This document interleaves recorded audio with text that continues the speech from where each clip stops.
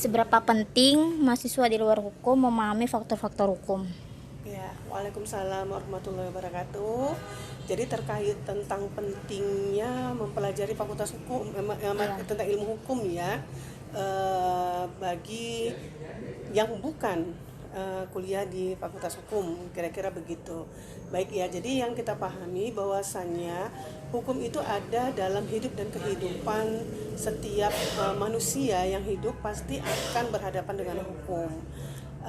Tanpa kita takkan kita pungkiri bahwasanya memang di dalam hidup kita selalu berhadapan ketika dihadapkan dengan hidup dan kehidupan sehari-hari ya, contohnya anak-anak ibu yang bukan di sarjana hukum pastinya dalam hidup misalnya lah ya, pergi datang ke kampus misalnya diwajibkan untuk menggunakan sepeda motor, jalan ke kampus itu menggunakan helm. Itu adalah salah satu bentuk aturan hukum yang harus dipatuhi oleh semua masyarakat.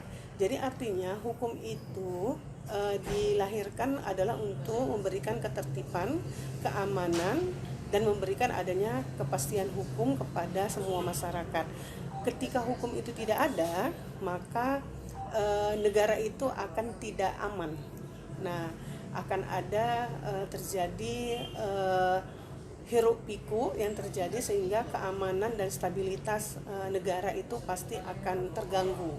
Nah, jadi artinya hukum itu tidak hanya perlu diketahui oleh orang-orang sarjana hukum saja, tapi seluruh masyarakat yang ada itu wajib harus mematuhi yang namanya aturan hukum. Apabila itu dilanggar maka dapat dikenakan adanya sanksi, karena itu terkait tentang adanya norma, adanya etika, dan apabila itu dilanggar maka akan ada dampak efek penghukuman yang harus diberikan agar ada sanksi yang tegas kepada masyarakat tersebut.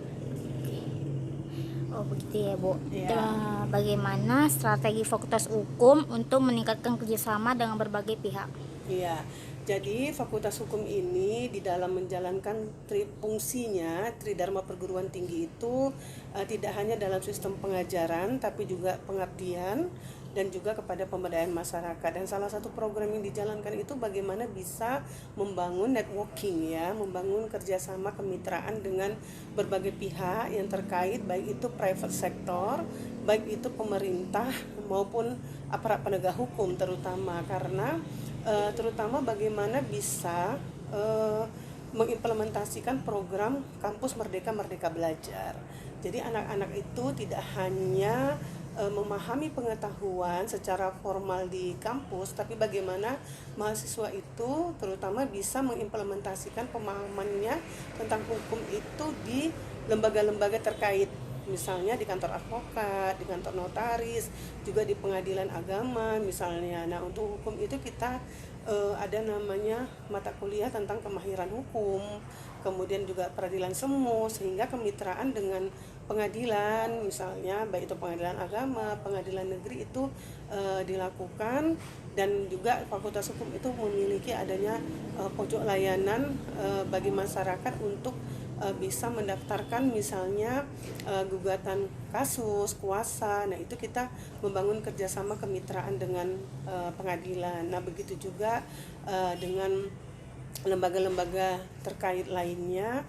Jadi mahasiswa-mahasiswa hukum itu juga bisa magang ya di kantor-kantor advokat, di kantor notaris, juga lembaga-lembaga yang bergerak di bidang sosial lainnya, misalnya dengan NGO-NGO yang konsen dalam persoalan hukum yang ada di khususnya di Kota Medan, seperti itu. Jadi kemitraan kita juga tidak hanya di Medan sebenarnya.